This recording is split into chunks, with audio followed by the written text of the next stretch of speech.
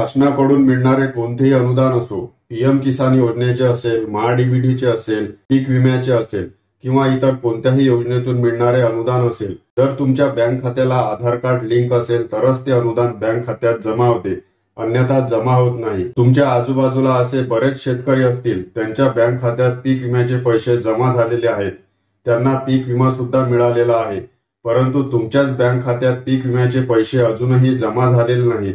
तुमच्या बाबतीत जर असे असेल तर हा व्हिडिओ तुमच्यासाठी अत्यंत महत्त्वाचा असणार आहे। विम्याचे पैसे न मिळाल्याचे 2 कारण आपण या व्हिडिओतून जाणून घेणार आहोत। त्यामध्ये पहिला आहे तुम्ही भरलेला पीक विम्याचा अर्ज रिजेक्ट तर झाला नाही, आणि दुसरा आहे तुमच्या आधार कार्डला कोणती बँक लिंक आहे, कारण बऱ्याच लोकांचे 2-2, 3-3 बँकेत खाते उघडलेले असतात, त्यांना माहीतच नसते की कोणत्या बँकेला आपले आधार कार्ड लिंक आहे, म्हणून हे सुद्धा चेक करणे महत्त्वाचे आहे।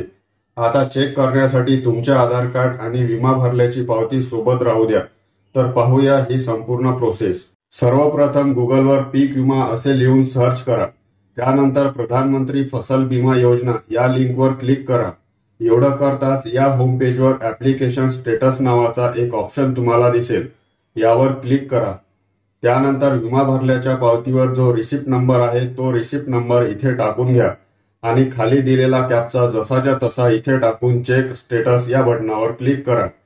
क्लिक करताच ॲप्लिकेशन स्टेटस अप्रूव्ड असे दाखवल्या जाईल, म्हणजेच तुम्ही भरलेला पीक विमा अर्ज अप्रूव्ड झालेला आहे, तुमचा अर्ज रिजेक्ट झालेला नाही हे समजेल। जर अर्ज रिजेक्ट झाला असेल तर ॲप्लिकेशन स्टेटस मध्ये रिजेक्टेड असे दाखवल्या जाईल, कारण बऱ्याच शेतकऱ्यांचे अर्ज रिजेक्ट सुद्धा होतात आणि आपण वाटच पाहत बसतो की आपल्याला पीक विमा कधी मिळेल। त्यानंतर गुगलवर माय आधार असे लिहून सर्च करा आणि या पेजवर माय आधारच्या खाली असलेल्या आधार सर्व्हिसवर क्लिक करा।